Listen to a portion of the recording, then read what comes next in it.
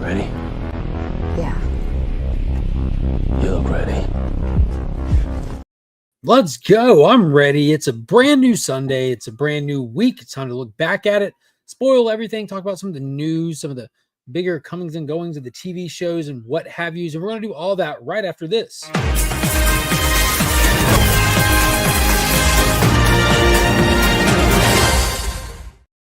Joined as always by a partner in crime, Sector 2815. How about it? How about it? What's going on?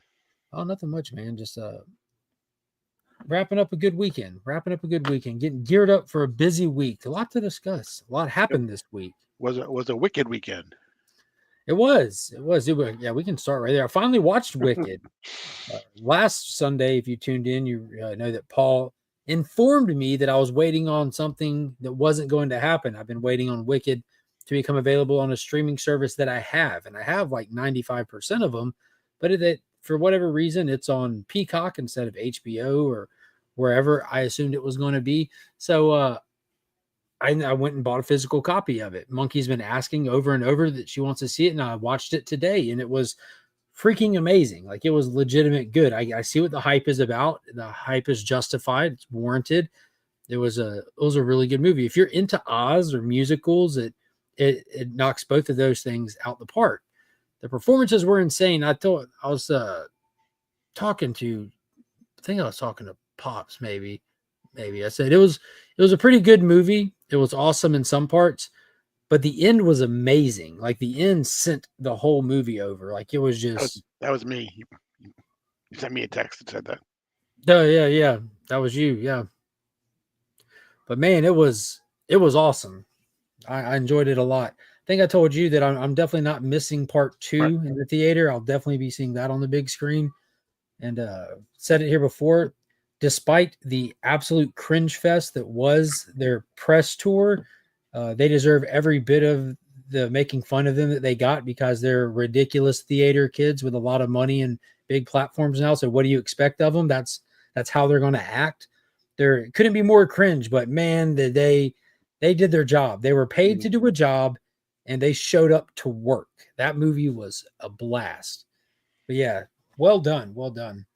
And there was Paul saw the comment. I posted the movie. Posted that I finally got the movie since I was late to the party, and someone commented, "You guys actually watched this?" And I get where the comment comes from. It comes from all the press that it got from the cringe press tour. And I was telling Paul, like, yo, I'm like one of Tom Cruise's most vocal fans. The dude's a Scientologist. I don't go to church with the guy. I go to his movies. You know what I mean? Like, I'm not going to any, like, I don't know, like coffee shops with these people. I'm not going to any like wine mixers with them. I'm going to see their movie. I'm not getting any of my thetas measured. I'm just exactly. Like, don't care. As long as you're not hurting anybody, I don't care what you do in your free time. Good performers are good performers. And Cynthia Invero, is that how you say her name? I'm not sure, to be honest with you. Well, however you say your name. Mm-hmm. Holy potatoes. Mm-hmm. And that little anorexic girl, the blonde-haired one, Ariana Grande. Yeah, her too. Holy potatoes. Mm-hmm. Like, the size of the noises that came from those two little bitty people, you're just like looking at it, like an eyebrow goes up, like, what? And then Jeff Goldblum plays the Wizard of Oz. Yep. And man, he's Jeff Goldblum, like, just absolutely delightful and everything. We had some really cool stuff in there as well. We got the makings of the Flying Monkeys, which was kind of briefly horrific and very tragic, but it was cool. Yeah, it was cool. And I sent you the if you haven't, go to YouTube and just search out the opening to the Oscars last year. This about a month ago, I guess now, less than a month ago. Yeah, and wow. The two of them are just incredible. The opening number that they do. Yeah, it was impressive. Yeah. I mean, Ariana Grande has a dress that has a shoe on the back, but that's besides that. Well, that's in case she falls down. If the window might fall down, catch herself. Yeah. Well, I'm going to say to some of the people in the chat, we'll get into it. We got Pop in here. The Adventurous One, Joseph Michael, says the Muse tapped out to a blind man. LOL. Brother John's Comics, what is good? Paul had a good week because he won the Link Squad monthly giveaway. Yeah, dude, you scored big with that. $550. Yeah. Every time we said it, you're like, no. Yeah. I don't know if you caught it in the stream, but Ben slowly still putting more and more on there, and reach out to him directly if you don't want to shop from what you've seen and want to know what else he has. He's got some DC in there, I'm sure. We had a 35-month member milestone chat. Big shout out to Brother John's Comics. # We Are Legion. # We Are Wicked. Yeah, man, it was good. It was good. I just regret not carving out time to go see it on the big screen. You know, I was always intended on seeing it. It turned out to be one of those ones that I'm like, I'll see it when I can see it kind of thing. But man, definitely going to try to carve some time out for part 2 to see it. I mean, I wouldn't be surprised if they do that. a part 1 and part 2 together come Thanksgiving. They'll do something with a double feature, probably. Now you're sorry. That was like a 3-hour movie, my guy. Like that's you're talking 2 about hours and 40 minutes. Yeah. That's right up your alley. That's you all the way. It's shocker that I liked it, right? Exactly. Dan says, hey, folks, I'm happy to see everyone in the chat and panel. Good to see you, Dan. Hope you're having a good weekend. White Tiger Triple C, Ruby G, what it do, Cowabunga.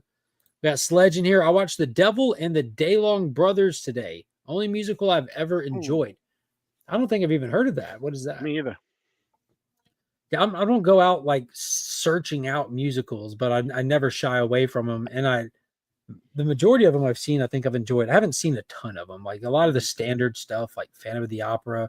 My favorite one still to this day is The Greatest Showman with Hugh Jackman. Like there's just something about that movie. It's just absolutely amazing. But I like the old Warner Brothers musicals, like Singing in the Rain, one of the best movies I've ever seen. Yeah. Those are always fantastic. Well, who is it that goes to Washington? Mr. Smith goes to Washington? He does, doesn't he? Yeah, Yeah. that one was fun. Yeah, like those are big production, like impressive choreography. I mean, the original Wizard of Oz itself, you know. Yeah. Like, And that's the other thing too. In Wicked was the same font from the original movie.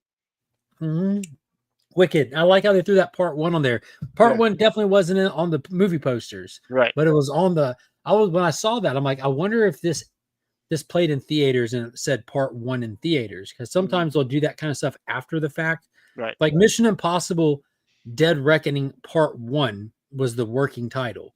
Right. Since then, like on digital files and stuff, they took part 1 off of it. They ditched part 1. They needed to. That's not how we do this franchise. Right. You give each of these movies a unique name like a grown-up. And they did. Final Reckoning. Mission Impossible Dead Reckoning Part 2. Final Reckoning. We don't need all that other stuff. Just they didn't call your brother Mark II, right? Exactly. Yeah. Or my name would be John II, I guess. Right. They gave me a unique name and my own. What is going on, Kenny B? Good to see you in here tonight. Coffee with Mark. Deal. Yeah, come to HeroesCon. We'll make it happen. What you're saying is Wicked was pretty wicked awesome. Yeah, absolutely. Yeah. If you're into Oz stuff, like I don't think they've ever made a bad Oz something. It's always entertaining on some level or another. I like Oz stuff. It's just a fun stuff. I mean, I'm sure it just harkens back to my childhood with the original Wizard of Oz. I mean, it's one of the most beloved franchises out there, kind of thing. And yeah, it was very, very cool. It's a story. I've never seen the musical. I've never read the book. So this was literally my first time diving into this perspective of events ever. So there's some good stuff coming in part 2 then, if you've never seen them, if you've never seen it before and never read the book. Completely blind. So what you're saying is you wouldn't let Tom Cruise jump on your couch. I most definitely would let Tom Cruise jump on. I just wouldn't take religious advice from him. That's all. I'm just going to isolate that one part of him. It's like, no, thank you. You can have that. Yeah. Yo, couch. Steven with the C, what is going on, homie? Good to see you in here. Saw Ariana Grande live once. She's the real deal. Yeah, dude. Like, just incredible voices. Tom was with Katie Holmes at the time. Can't blame him for couch jumping. Fair enough. Agreed. Ariana Grande is dope. Absolutely. Jacob Garrison, what is going on? Hello to you. Can't wait for Absolute Green Lantern. Still looking for volume 1 of the Jeff Johns run you recommended me that day. Yeah, dude, I hope you can find it. It's amazing. Absolute Green Lantern will be out next week. part 2 of Wave 2 of the Absolute Comics. Me and Paul just got done recording the DC Part Comics 3 deep dive. of Wave 2. Part 3 of Wave 2. Yeah, we just got done with part 2 of Wave 2 this week. But yeah, I got lucky and got the store before the 150 code for nice. Absolute Martian Manhunter. Yeah, I think that was the Daniel Warren Johnson when I was looking at it. Yep. Nice grab. Loving all the new DC stores. Yeah, they're tip top. Flamingos. Yeah, always, Cliff. If you can't see them on my top half, assume they're on my bottom half. You know what I'm talking about? Return to Oz was terrible. Uh-oh. What's going on, Bart? Mark 7. Yeah. Good to see you. A working man dethroned Snow White. LOL. Oh my goodness. What is this? What is this talking about? I'm assuming he's talking about. I haven't even looked at the box office for this weekend, but I'm assuming that he's talking about Snow White is not the #1 movie anymore. Yeah. Oh, A Working Man is the name of the Jason Statham movie. Oh, right. Okay. Right. Yeah. That when you said that, I'm like, what is A Working? Is that the Jason Statham? That's the only thing I know that came out this weekend was the Jason Statham flick. Yeah. But yo, did you see where? Dude, I don't think I put it in here. I definitely don't think I put it in here. Did you see where the Snow White producer's son clapped back at Rachel Zegler? Yeah. That was brutal, my dude. And was it at Rachel Zegler? No. He was at someone who made a comment about her, and then he basically chimed in and said, yeah, you know what? When that person is paying you to do certain things, I've got the quote here. So what happened was the producer for Snow White flew from LA to New York to reprimand Rachel Zegler for her actions on social media in the lead up to Snow White. Right. And someone made a comment, your dad flew to New York City to reprimand a young actress. Any word on this? Because that's creepy as hell and uncalled for. People have the right to free speech. No, shame on your father. That's what this person put on the producer's son's stuff. So the response from Jonah Platt is the name of the producer's son. He said, you really want to do this? Yeah, my dad, the producer of enormous piece of Disney IP with hundreds of millions of dollars on the line, had to leave his family to fly across the country to reprimand his 20-year-old employee for dragging her personal politics into the middle of promoting the movie for which she signed a multi-million-dollar contract to get paid and do publicity for. This is called adult responsibility and accountability.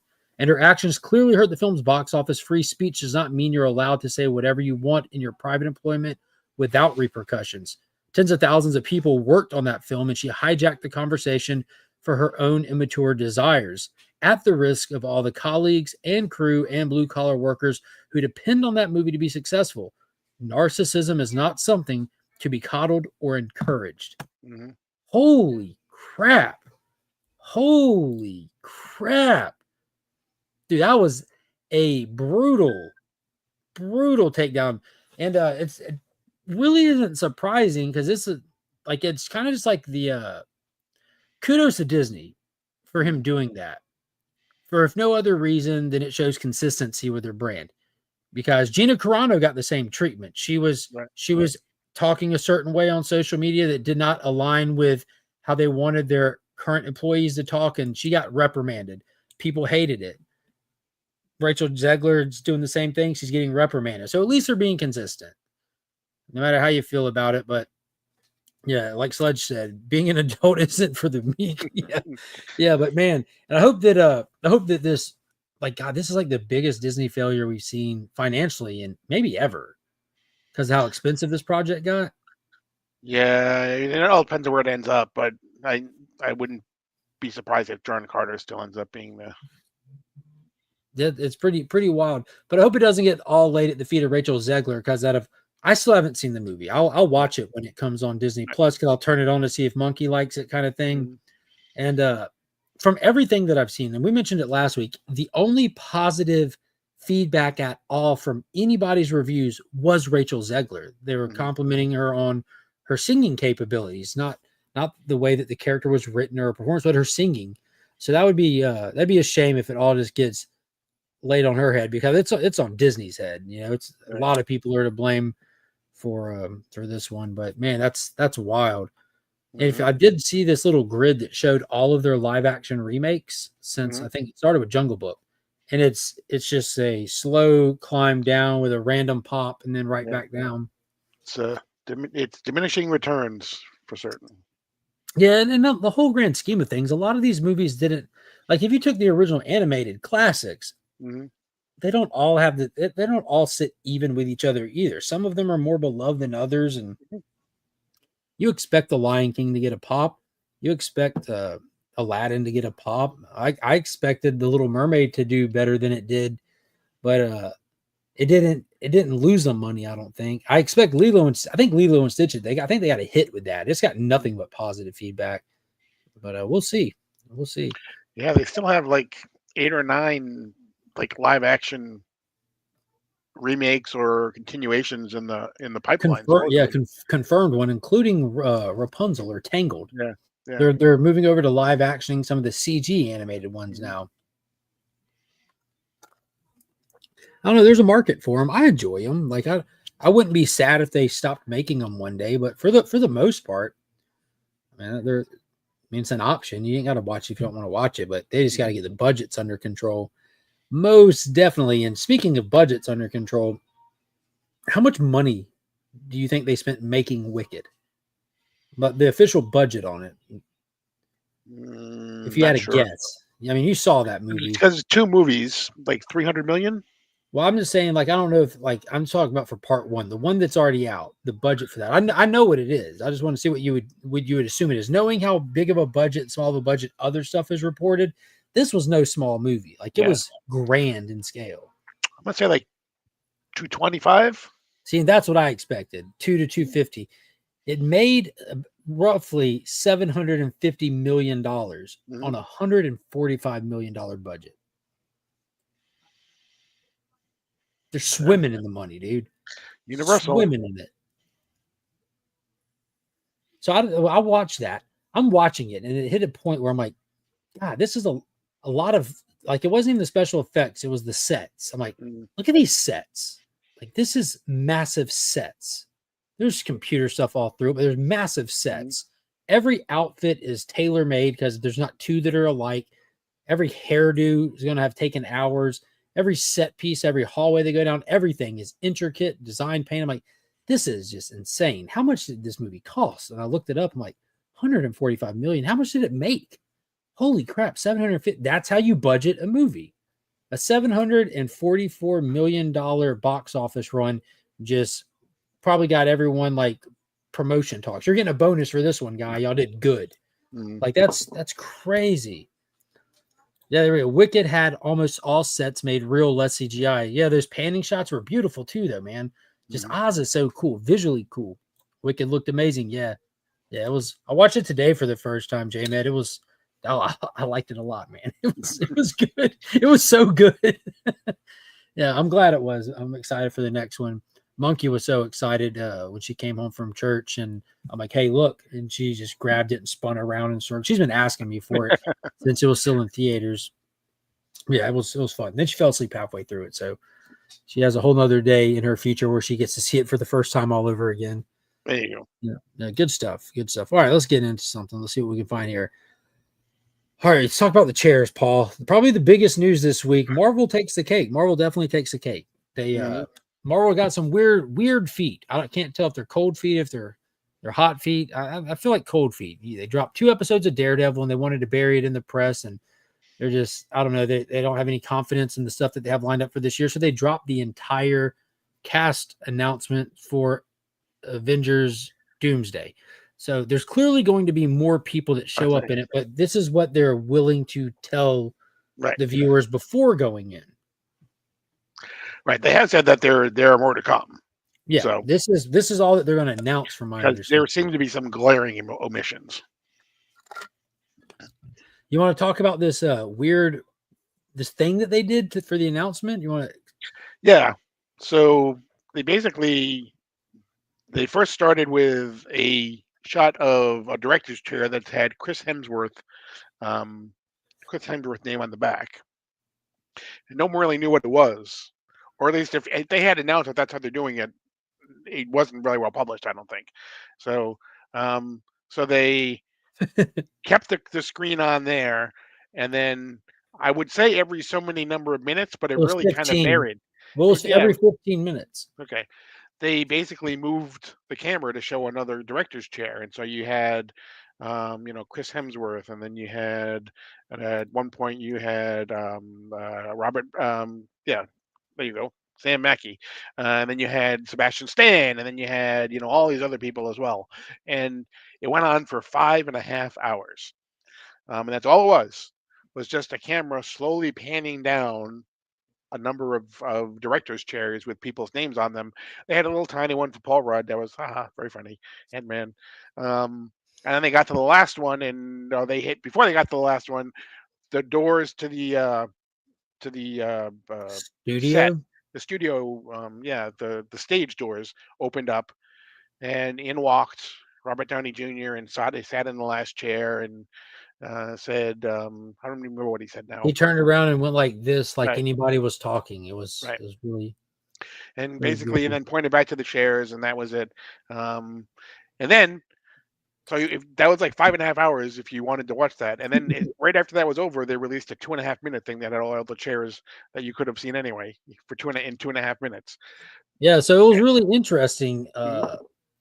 The biggest takeaway was how many people are interested. How many people? There are so many people out there that are ready for these movies to be awesome again. They're Mhm. excited for them. They want good Marvel movies. The fans are still out there hungry for stuff, and it showed with how many people tuned in to see who was going to be in this, whether it Yeah, be out of curiosity or what. But they had an accumulated 295 million views on this thing. yeah, because it was streaming live on Instagram, on YouTube, X. on X, right? All of them. So the biggest news out of them, I think, probably was all of the original X-Men, or most 80, No, we 75% got of the yeah we original got X-Men are back. we got five. Yeah, that we know Like, of. just that we know of. Patrick Stewart's Professor X, Ian McKellen's Magneto, Alan Cummings' Nightcrawler from X2, Rebecca Romaine, not Stamos, is coming back as Mystique, just a little bit saggier, and James Marsden is coming back as Cyclops, and Channing Channing Tatum. Tatum Right. is coming back as Gambit. Some of the most interesting things that why I say I feel like they got cold feet and really jumped the gun with this announcement. It clearly was something that they had semi-planned. They didn't just make those chairs that day, but releasing this the day after the Daredevil show came out and releasing it before Thunderbolts and Fantastic Four is crazy because Fantastic Four is confirmed to be on a different world, potentially in a different time, and that's part of the draw of that movie. But confirming them in this movie before their film even comes out almost lets us know like where they're going to end up. Also, another big thing is the Thunderbolts cast was announced for this movie. All of the Thunderbolts were announced, Except save for one of them. Taskmaster. Yeah, Lady Taskmaster is Doesn't bode well for her. not announced for this one. So it looks like potentially our only fatality from the Thunderbolts team will be Lady Taskmaster, which you're literally spoiling two films that are about to be releasing before they release because Right. You want to be viral so bad that you got to get some positive traction going. And so that was kind of wild. I thought that was kind of crazy, but all in all, there's some of this stuff that I mean, I'm excited for some of this stuff and some of Yeah, it you have indifferent. Namor back. You have Shang-Chi No, I said back. I'm excited, and you start with Namor. What are you No, I'm doing? just saying. No, I'm just saying that. I'm just kidding. Yeah, no. I'm I just mean, where the other thing is, it almost seems as though they're setting up X-Men versus Avengers, because the other yeah. thing that there was a photograph of the chairs, of all the chairs with Robert Downey standing at the end, and the way the lights came from behind on one of the chairs, it made an X on the floor. Oh, that's cool. Mm. And so everyone's saying, is that kind of their kind of backward way of saying it's going to be X-Men, versus Avengers?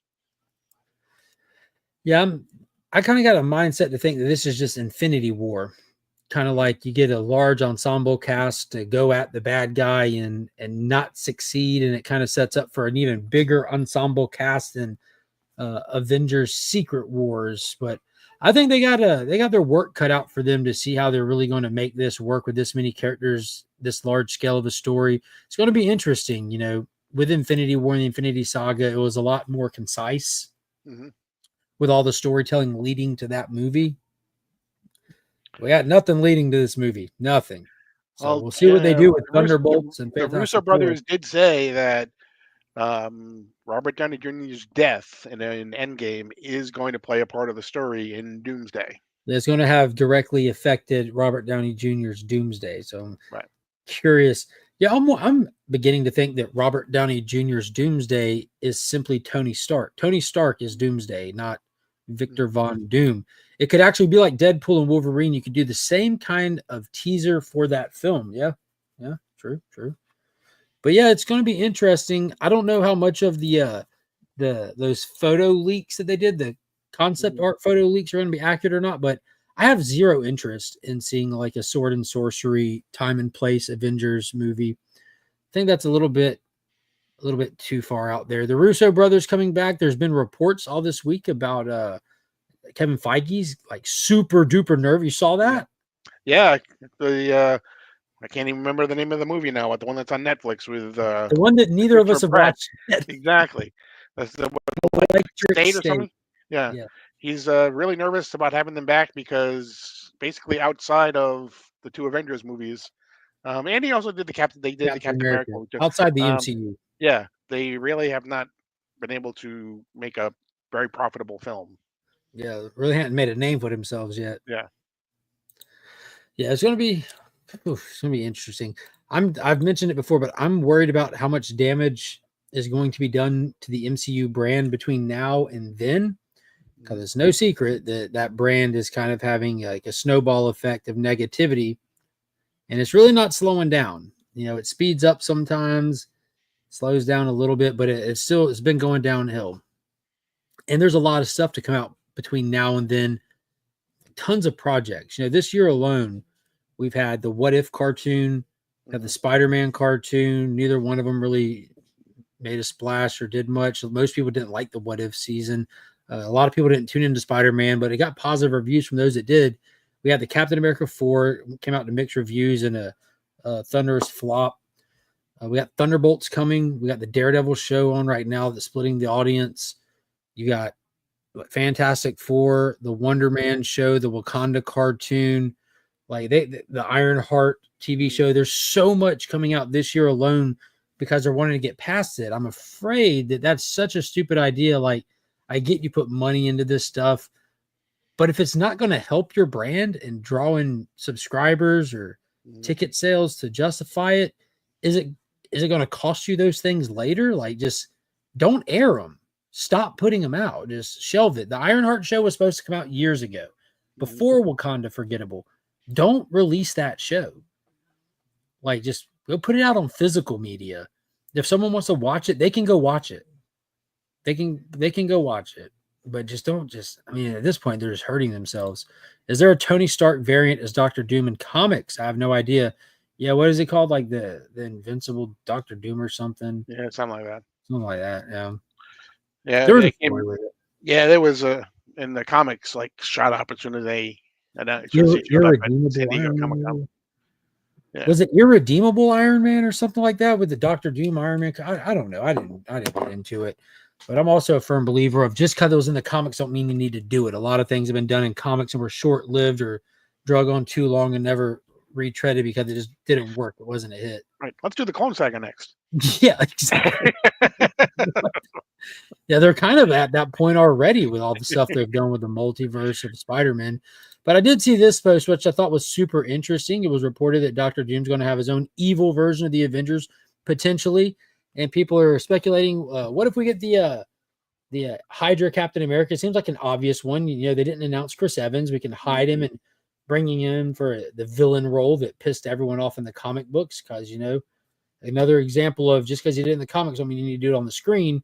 It's not going to bode well. No one's going to be like, that's all. That's everything I ever wanted. I want to see Chris Evans, the poster boy of awesome goodness and virtue and values, to be the bad guy. But they're speculating that Lou Ferrigno could be doing a CG turn as Maestro, the future imperfect Incredible Hulk. That I would be in for. I'd be big time in for that. That would be dope.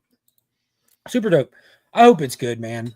I hope it's good. Just like with anything else, I'll give it a shot. I'll see it for myself. They'll get my dollars, and that entitles me to complain if I don't like it and praise it if I do. But just know that I will have I will have put my money where my mouth is when it comes down to it. God knows I have a big mouth.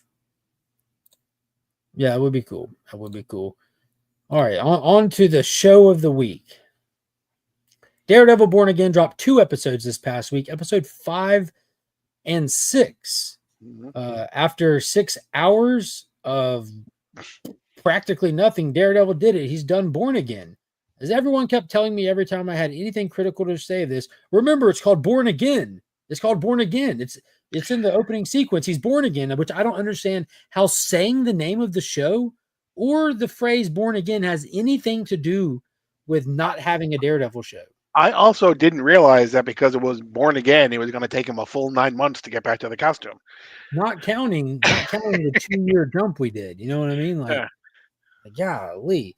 Episode 5, and these aren't my words. These are the unanimous words of viewers everywhere, was a filler episode. I would argue that episode, like once you get about 16 minutes into episode 1 all the way to the last 15 minutes of episode 6, that was all filler as well. But it was just a random day of Matt going to the bank to get a loan, because in the MCU, it's important to remember that our superheroes need loans but can never get them. Get loans. You can't get a loan. Nope.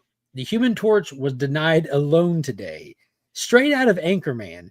Straight out of Anchorman, there's now a real life running joke with heroes being denied a loan at the bank. It's wild. Wild. But Disney's trying to radicalize the rainbow, which is a wild take. We saw them do it in the Boba Fett show where you had the Rainbow Scooter Gang, and this you have the Rainbow Bank Robber Gang. They're toughening up the rainbow, which I appreciate. I just think it's cool, made it look tough for whatever reason. But it was just Matt just trying to just hang out in the bank while robbers are there and just kind of this like vaudeville blind man his way into saving the day. And I'll be honest with you, despite it having nothing to do with moving the plot of this series forward or backwards, from start to finish, this was kind of a fun episode. Like just watch him fly under the radar, and Kamala Khan's dad is ridiculously cringe and unnecessary, but as a standalone, he didn't hurt anything. Oh, I was just happy that he didn't spend the entire episode looking at that one horn that fell off his mask from the first, he does that every single episode. So it's like he finally, at least, there was some action in it, and that was good. Yeah. And he wow, Wicked broke that dude's leg. Yeah. Yeah.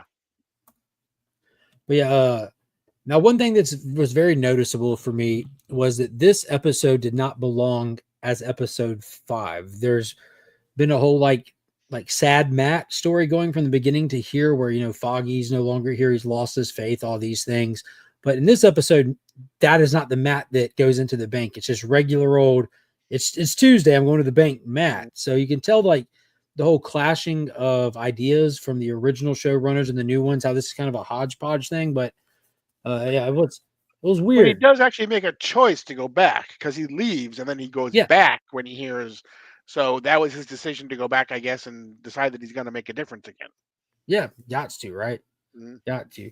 And that was pretty much the episode. Miss DeLuca was the name of the lady who was actually one of the patrons of the bank, who turns out to be the one that had hired the bank robbers to go in there. She walks off. She gets away scot-free. We'll see what happens with her. Assuming maybe we'll see her in season 2 or something potentially. And then ultimately we get to episode 6, where that picks up where we left off in episode 4, with a whole lot of nothing going on. Kingpin just doing city stuff, getting shook down by one of the old gang members, and him weirdly telling the dude to go pay some guy money, and the guy saying, I don't want to, and him saying, we'll pay him more money. And then bragging to Vanessa about telling someone to pay someone money who's not going to pay anyone money. And they laugh about it like they're the kings of the world. It was so weird. But Matt, on the other hand, is just, living life. And his little private investigator, Cherry, walks into the law firm out of left field, unprompted, out of nowhere, just walks in, sits down next to Matt. He's like, hey, I just want to let you know there's a serial killer out there. Here's the file we have on the serial killer. Don't do anything about it. I'll see you later. And walks out. Weirdest interaction in television history. Made no sense. Out of left field. Like, what? And then I thought it was the most random, weirdest interaction. But then White Tiger's daughter that was kind of looking into the missing persons. That this whole missing person story just started inside this episode, and it's like implied that it's a big problem. She goes looking for missing persons because why not? I guess she's capable of doing such things and has a way to stop a kidnapper. And she gets picked up by Muse. So her mom calls Matt because, you know, when your daughter's missing and you suspect the serial killer has her, you call the blind lawyer that you have no idea is a superhero. You just call the blind lawyer and tell the blind lawyer I need help. So he takes his little horn and sets it down, and he literally runs straight to Muse, like just run straight to Muse, like he knew where he'd been the whole time. So we find out that all of these murals that have been done by the Muse, they can't. They put the people out there to try to take them away and take the graffiti down, but they can't because they're finding out that the components that were used to make these muses are made from human blood and epoxy. So that's why, you know, this Muse is so dangerous, because apparently he's draining people of their blood and using it to do more graffiti in the and they try to convince us that a water and a sandblaster cannot remove blood or epoxy from the side of a building, which is also kind of funny in my mind. Right. But but I don't know if you noticed, but we go down to Muse's little lair, and he hears a noise and he just peeks his head out the door. And this was a really cool shot, like a really cool shot. But there's a light coming, like he looks down the tunnel and there's a light pointed at him, and he's like squinting. And just like if a comet's coming at Earth with the sun on its back, you can't see it coming. You hear something, and then at the last second, when it's close enough to get between the light, there's Daredevil just running full speed straight at him. I'm like, that was kind of dope, even though it makes no sense that Matt knows where Muse is and literally ran here from his house in just a couple minutes. That was still cool. We get a really cool fight between Muse and Matt. I will say the choreography was lacking and was cool at the same time. There's some really cool choreography, but it was like they're being a little too safe, standing like really far apart from each other. But that didn't take away from the awesomeness of it. He bodies Muse, like no problem. He takes Muse out. Like this guy was supposed to be our big bad guy. He's not. The villain's only as good as the first time you beat him. And Matt takes this dude out, no problem. Just yelling and growling, just getting so much frustration out just to be able to hit somebody again. It's been a while. Because in that aspect of it was cool. He eventually had to, Muse was able to get away because Matt had to go tend to White Tiger's daughter who was on the table. Which is interesting because he was draining her of his blood, right? But then he uses basically compressions on the heart to bring her back. But that's the problem, is that the heart wasn't moving through the body. The problem was that all the blood was in a container on the shelf. So I kind of, that was, to me, was kind of a minor mistake. Theatrical Chains isn't going to turn down Avengers Doomsday or The Mandalorian and Grogu theaters. Yeah, no one's going to turn down. Absolutely not. Right. I understand y'all want good storytelling from Marvel Studios. Disney's never going to take risks because they don't want to lose the family audience. This is an R-rated TV show. This isn't a family audience show we're referring to. Hard R. F words, violence. Yeah, not a family, not solicited for families. TVMA. No. And this is just a product of this show specifically. This show specifically is just a product of two different visions that have been pushed into one. Like how they fired their showrunner, they laid it all out, fired thehave showrunners, brought in new ones to retool it, and you can see where some of those things are evident. Like there's something like there could have been a whole scene where Matt was doing some quick detective work trying to, like, you know, just take the file that Cherry brought him, open them, look at the murals, do something, have a light bulb moment. That was missing from the show, you know, like when he literally sniffed Frank Castle out. That didn't make sense. He brought the file from the police, right? The police suddenly have the a Braille file for him. Yeah.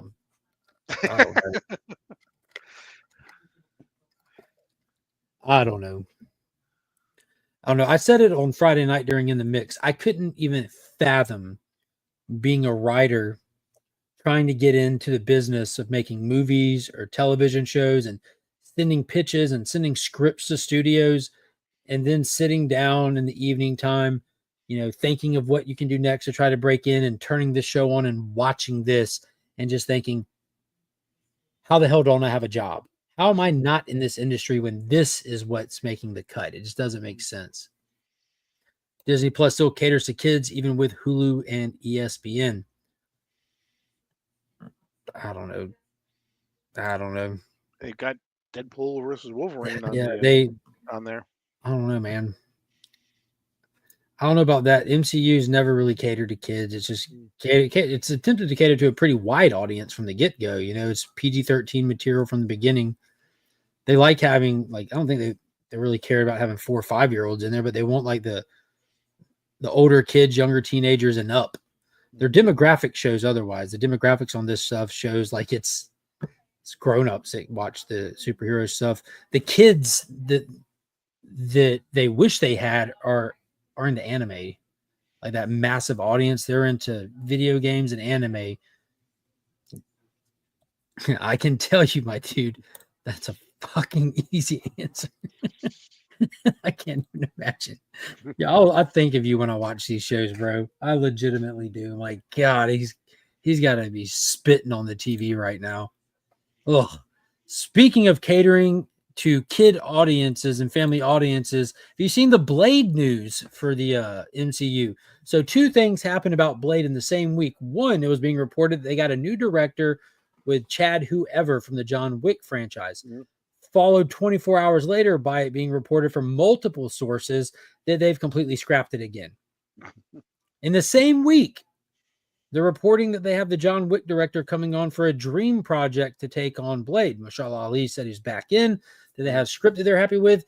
And 48 hours ago, widespread reporting that it's been canned again.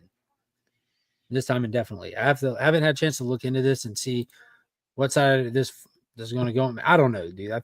I don't even know what they should do with this movie anymore. It's just becoming a running joke now. I'd rather get Alita 2, which that picture of Mashallah Ali is from Alita. I'd rather see Alita 2 and bring him back for that. Mm-hmm. Yeah, he also was, not that they would have him, but he would have been a great thing to have him be in the Avengers Doomsday movie, to have him have his name there. Yeah, even if he doesn't premiere in his own standalone, bring him into something. Mm-hmm. Hey, we're gonna go get this guy. We need it. We need a hand. There was no Tom Holland, no Chris Evans, no no Brie Larson, no She-Hulk, no Kamala Khan, no Monica Rambeau. Paul Ruffalo. Yeah, the whole Mark Ruffalo.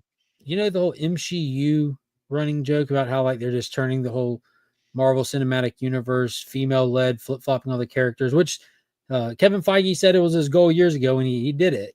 It looks like they're completely shifting back a little bit. There's in that whole list of 27 actors confirmed, only I think 3 or 4 of those actors were female characters, including Rebecca Romaine Stamos.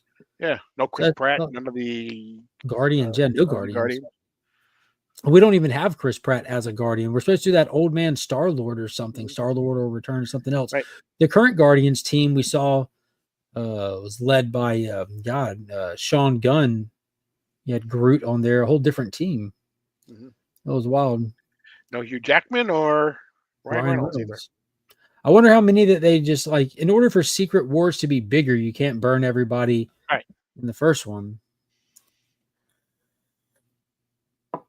It's going to be interesting. Hey, what do you think of all this? Are you a big James Bond guy? I like a good James Bond movie. Yeah, I do too. I think it's going to be interesting. A lot of people are worried about this. James Bond franchise has confirmed that Amy Pascal and David Heyman will be producing the movies of Amazon's new era for the James Bond series. They did the Harry Potter movies, I believe. More specifically, Amy Pascal brought us the Sony Spider-Verse. Mm-hmm.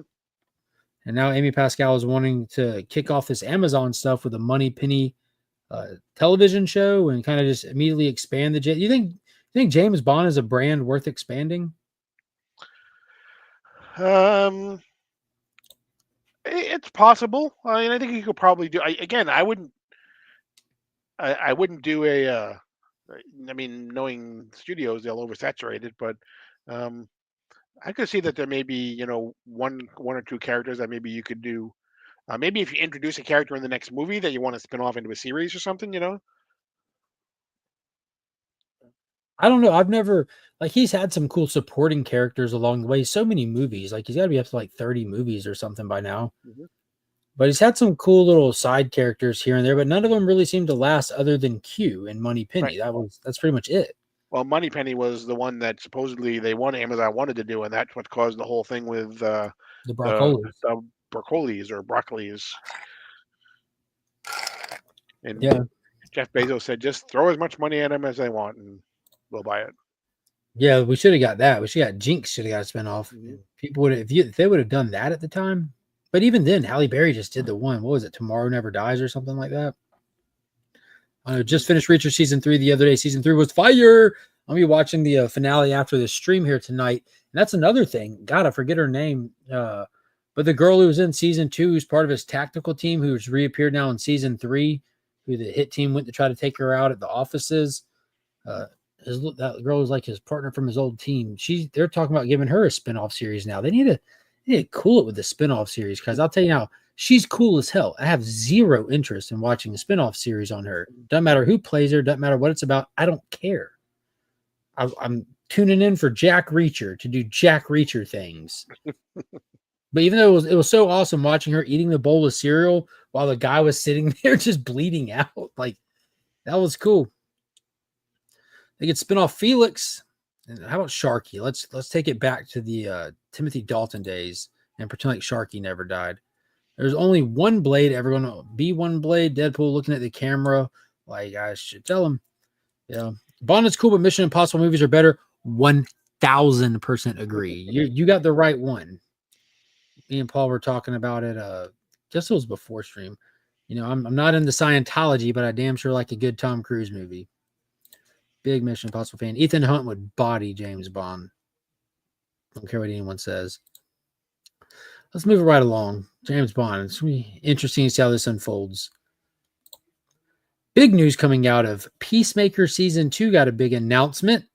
Actress Brie Noel. No clue who she is. I might have to go look up to see what she's been in, but she's going to be portraying the White Rabbit in Peacemaker Season 2. I'm guessing because it's a fun, smaller character that James Gunn can do something quirky with. Right. But it's a Batman villain. Mhm. So I don't know how far back in comics she goes. I know when she gets covers, you can expect Art Germ to do one kind of thing. But Peacemaker Season 2 is coming up quick, and I'm very excited for it. August, right around the corner. Yeah. So I'm still wondering what Charlton characters. I was still thinking about that teaser he did where it looked like it was an Indian's back sitting by a fire or something. Like people are wondering if it's Apache Chief or. I'm excited for Peacemaker Season 2. Like Keith Stanfield would crush his blade. I'm not sure who that is.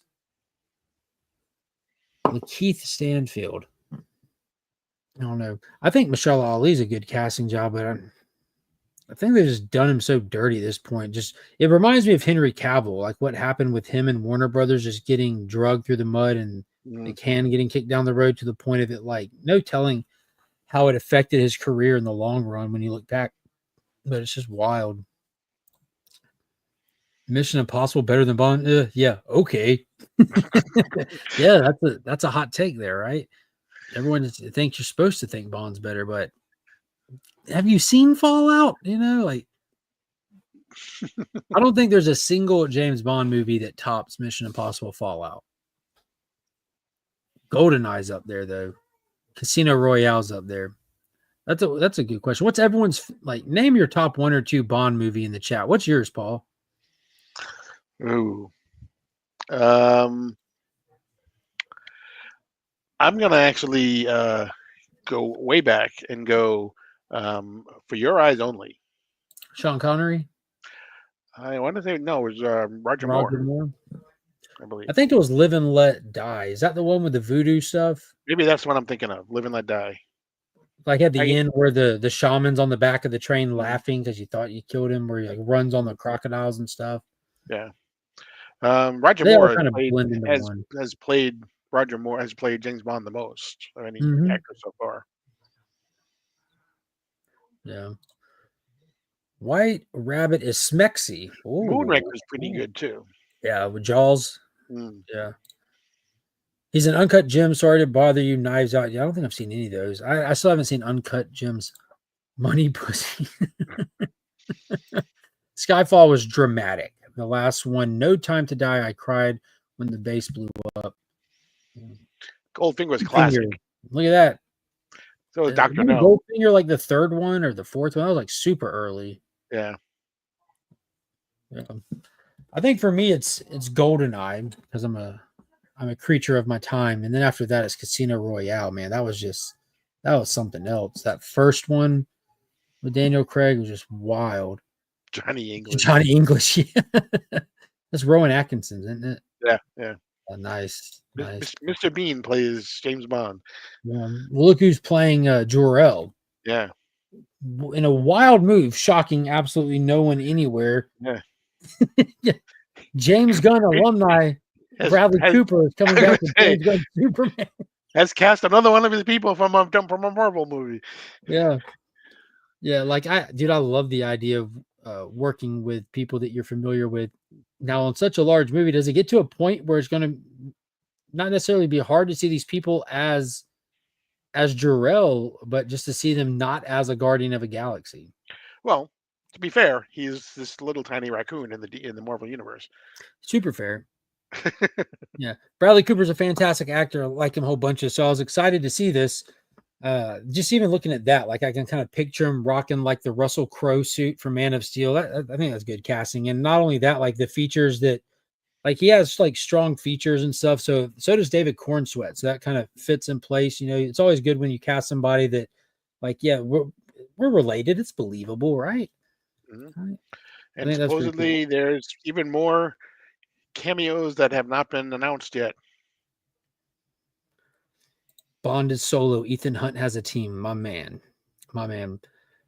Ethan's out there with somebody in his ear, but I don't see anybody out there jumping buildings, fighting in traffic, halo jumps, dirt bike jump. Like Ethan's out there on his own too.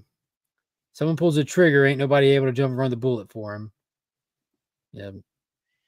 He's got his team for sure. But if you put Ethan Hunt and James Bond in a room with no earpiece, no gadgets, and you said only one of y'all walks out, is anyone honestly going to tell me that James Bond walks out of that room? No, MacGyver walks out of the room. Exactly. But in all sincerity, man, the lengths at which Ethan Hunt has gone to complete a mission, James Bond hasn't gone to those lengths. That's just a writing thing. Not saying you can't write him to do it. From just what we've seen, Ethan Hunt joins the next Fast and the Furious. Yeah. We're going to Mars in cars. Bradley Cooper is great. His funniest role is in Wedding Crashers. Yeah, Zach, when he plays Zach. That movie's so good. Me and Pop saw that movie. We saw a comedy movie was out. It was at the Dollar Theater, after they go through the main theater and like it's like a last chance theater kind of thing. We just want to go see a movie. We're like, well, let's see Wedding Crashers. It's a Vince Vaughn, Owen Wilson. It should be funny. I don't think either of us had seen the trailer, dude. We were in tears the entire movie laughing, man. It was from the opening scene of them like doing the divorce arbitration, like just like start to finish. Bond was in a gosh dang space shuttle. Reacher would beat Bond and Hunt's butt at the same time. I don't know, man. I think Reacher is a beast, but I think, honest to God, I think Bond and Ethan both would take Reacher out. Bond fought Jaws. Like, I don't know. I think size doesn't matter for people like Ethan Hunt and James Bond. And we learned in season 3 of Reacher that size does matter for Jack Reacher. Yeah, but I think part of it is one reason why I think Bond might work is because Bond has those cute devices. Like he has something that'll come out of his tie that'll like totally take down Ethan Hunt, like a dart that comes out of his tie or his pen or something like that. Or like I'm trying to think of it. What was Bond's best just brawl? Like it's just down to my fist. It's gonna be Daniel Craig era, like without gadgets, where he just had to like just fight it out with someone. It has to be Daniel Craig era. Because that's when you got a little bit more gritty with that early Bond stuff. Because technically, doesn't the Daniel Craig? I know time errors and stuff, whatever. But isn't the Daniel Craig stuff supposed to come before the rest of it? Because we see the first time we get the leather door, we see the first Money Penny entrance. Well, Casino Royale was, I believe, the first novel that was written James Bond, and it was also one of the first movies that was made of James Bond. George Lazenby. Yeah, yeah. So yeah, it was kind of the introduction of James Bond. Bart says he rolls them both in his burrito. Many don't know Casino Royale was a remake. OG version was a spoof. Yeah, George Lazenby. Yep. Many might not know, but we do. This, speaking of Superman, this is the actor who's going to be playing Metamorpho, one that I'm the most excited to see because he's the most off-the-wall character, despite all the other off-the-wall characters that are in here. Metamorpho just typically is an off-the-wall character.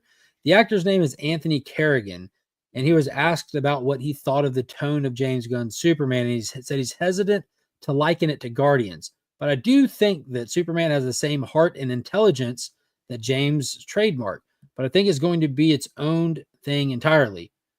The process of working on it was such a special one, and the whole cast was on board with bringing something really special to it. So hopefully that's conveyed on screen. So a lot of people, I'm beginning to think like there's been some test screenings.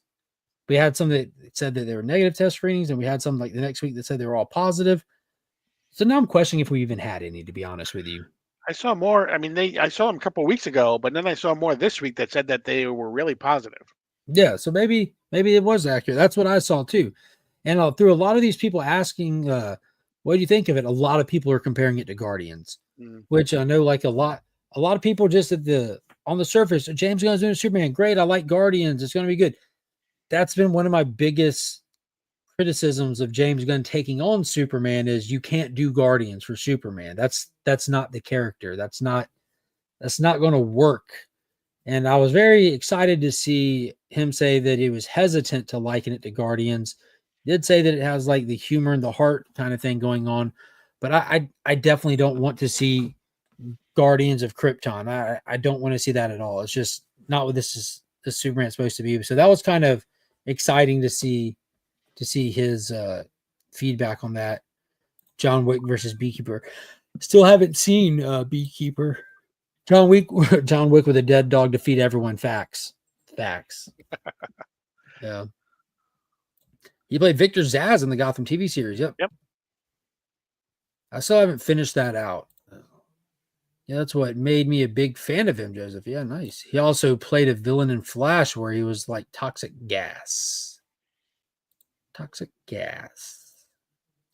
And the last thing I have on here, I just want to let everyone know I'm super excited. We just had WonderCon this weekend, and at said WonderCon this weekend, they unveiled some stuff at the McFarlane booth. A bunch of the lines coming up, a bunch of stuff to be excited about. But with the DC Universe stuff, we're getting a Batman Returns wave, which talk about a boring wave, but exciting at the same time. You get Danny DeVito, Penguin, Michelle Pfeiffer, Catwoman, Fire. We have Max Schreck, played by Christopher Walken, but we get the really cool Michael Keaton Batman suit, which would pretty much be the exact same suit from Batman 89. You just have to change his abs out, because I don't know how many people remember the Batman 89 suit had like the armor plates on the abs, which I always liked. I love that Batman suit. And as an added bonus, you get the Penguins loaded up with their little armor and missile where they marched through the cities of Gotham and got ready to do the missile attacks. That's pretty cool. Knowing that McFarlane's time is limited with the DC license we have through most of next year, it looks like he's firing on all cylinders. This dude is just, the pace at which stuff has been being announced and released over the last 2 weeks is insane. I'm looking forward to Wednesday at noon, where you get Superman and Dr. Fate. Yeah, classic Superman. It looks like they finally got the head sculpt perfect for this one. Absolutely perfect. That Dr. Fate, it's like he took the DC Superpowers Dr. Fate, but made it in the 7-inch detailed line. Like the eye slits are cut out and recessed, and the blue is vibrant, the yellow is bright. Like, dude, it looks so good. Wednesday at noon. Yeah, I'll be skipping them, but man, I like them. I like them a whole lot. Yeah, I told Mark about it, and he threw me under the bus by already knowing. Yeah, I got a huge secret for people. I keep up with toys. In pursuit of toys. Yeah, and if the Instagram. He was posting them as they were putting new yeah, I follow a shot up ton on of the toy thing. accounts, and Paul knows this. I follow leaks, like so all of these things, like they're showing for the first time. I've read about these typically 6 to 8 months ago, and I'll message Paul. I'll be like, "Hey, guess what's coming?" Like when a leak drops that I know he's interested in, like the Alan Scott Kingdom Come, Green Lantern will be coming at toward the end of this year. The Zack Snyder Batmobile, knowing that one's coming. Anyone with common sense who follows it knows that one's coming. He's slowly been doing all the Batmobiles. But there's a handful of ones that I'm excited about. I'm still waiting, and I've mentioned it on the show before. And I know this sounds goofy to people. Halle Berry's Catwoman and Shaquille O'Neal's Steel. I am, and we're supposed to be getting a Ryan Reynolds Green Lantern as well. So I'm a big fan of the movie figures. I want to, because I like the idea of them all matching. And I saw somebody in one of the group chats said McFarlane Superman toys announcements coming soon. I'm like, I've had that exact item sheet for about 6 months now, since October. I got the item sheet in October, which before the trailer came out, the McFarlane toy leak confirmed that there's going to be a mega figure of a kaiju. We saw that kaiju in the trailer, and also the Lex Luthor figure will come with a baby version of the kaiju, inferring that he's the one that created it. It's not like Metamorpho or something like that. And it also confirms that the guy in the black suit, it's Ultraman. It's Ultraman. That's who it is. That Fate figure looks fire. Yeah, Shaquille Steel and Kazam 2-pack. That would be dope. But yeah, what's got me is with how detailed a lot of these McFarlane figures are, especially the collector sets where they come with the face plates and the different where you can pull their hair off and the face off and swap it out instead of doing full head swaps. I haven't opened a single one of those yet and messed with it yet. I got the Simon Baz, the Guy Gardner, but they could have done that with Steel. His helmet, because the way it comes down and just like goes around his face, like it's perfect to be able to just come on and off. They're doing two separate ones. They're doing a mask on and mask off. So I'll probably just get the mask on and just leave it at that kind of thing. There's this great site page called Nom's Project. He's in like Indochina or something, but that's who I got my Nicolas Cage Superman head from custom. Might just get my own custom from him and just pop the head, because that Shaquille O'Neal one that he does will look 10 times better. Like he 3D prints them and paints them. It's just amazing. How weird of an DM is that? Hey, make me a Shaq head. Well, I won't have to ask. That's how good he is. Like he looks at what comes out. He's like, oh, we need a Shaq head for that. He might have a Shaq head already for something else. Yeah. He probably looked at like, what if Shaquille O'Neal played John Stewart, and he just made a Shaq head for it. He does stuff like that. Kevin says, if Minecraft open domestic box office debut 50 to 60 million with a budget of 150 international audience, going to have to come and show up and support in order to reach profitable at the box office. That's a very true statement. Guarantee you Minecraft explodes. It's impossible not to, right? Like how long has Minecraft been like this staple of like so many people's childhoods now? Like my kid's like, how old is Finn? Shit. He's 7 or 8. He's around there. And he's excited. He talks about it regularly. And that comes out next week, I think. Yeah. Yeah, that's going to be one that's going to explode, man. He's hosting Saturday Night Live, so it's got to be next week. Who is Jack Black? Jack Black, yeah. Going to be one thing that slows it down. I think a lot of people are getting tired of Jack Black, like they did with The Rock. Mm-hmm. But then I don't think with Minecraft people are going to care. Like that's not one that like just like how the Mario movie like exploded. Like it was. I think Minecraft's going to do the same. Like how the Sonic movies do great. Mm-hmm. I can't imagine. I can't fathom Minecraft being the first Minecraft movie ever not doing amazing. Kyle, you excited for the Minecraft movie? Yeah. She's excited for it. Mobland, but it's getting a little late. She's excited for Mobland. Level 7 does 3.75 figures. I think they were looking into 6.7. They make 3D printed pieces. Speaking of collector edition, I got Power Girl the other day at my Walmart on clearance for $15. How are they clearancing stuff that's brand new? Yeah. That's wild. I think Walmart around here are clearing McFarlane figures. I went to one today that typically has a ton of them. They had 0. Like I didn't even see peg milers for them. They had a chase version of Guy also on clearance for the same price. They're all gone now. I think Second and Charles is the best bet around here now to find McFarlane figures. They do new inventory. Jack Black been AWOL for a while. His comedy and Tenacious D was everywhere for a while. He stayed active on social media. We know why Tenacious D went away. Yeah. Yeah.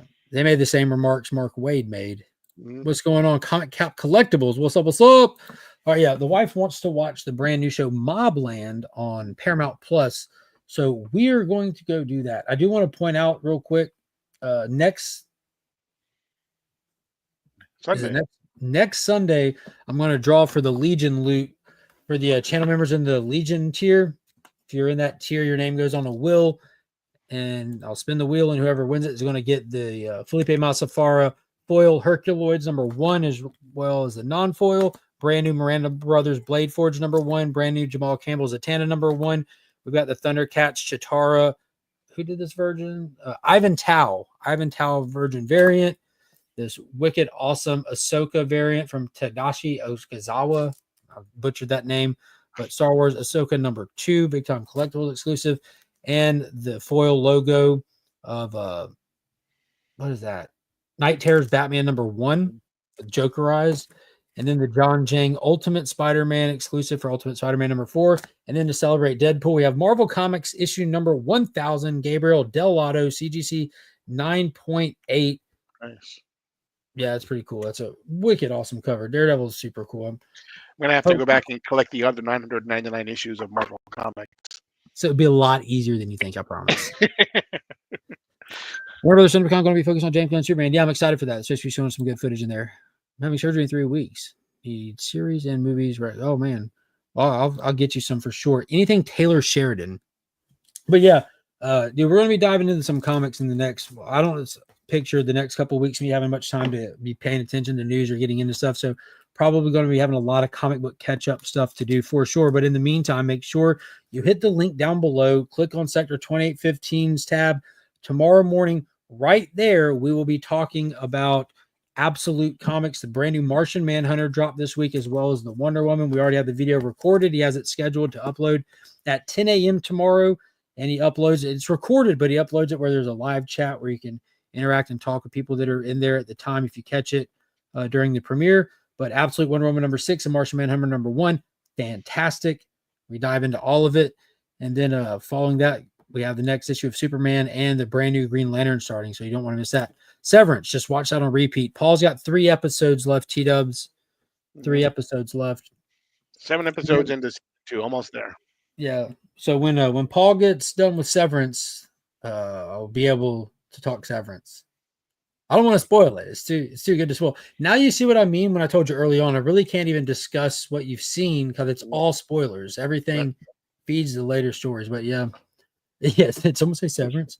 Yeah, there we go. There we go. Yeah, I need both of you guys on. But yeah, I'm gonna go watch Mobland, brand new show on Paramount Plus, and I'll probably put up a post and kind of track it how it goes. And then if it's worth it, I might suggest it or recommend it come next week. In the meantime, I hope everyone has a fantastic week. And you got anything else, Paul? This isn't, I guess, that key week, is it? No, it is not. No. No, next week. Next week. Who's on? We have Heroes for Hire Comics Club and Cliff. Nice. You know, you're probably going to have to get someone to sub in for me, right? I figured probably, yeah. Probably. I think I made it last year, though, didn't I? You did. Yeah. I'll give it a shot for sure, but just make sure you got someone on the back burner just in case. That's going to do it for tonight. I hope everyone has a fantastic week. Be sure to check out the channel. I got a video already up for tomorrow. If you're a channel member, it's available now. If not, it'll premiere tomorrow at 2 p.m. 2 p.m. Until next time, as always, I'm Mark. That's Paul. We're Legion. You're not leaving Sector 2815. Nope. All that ends right now!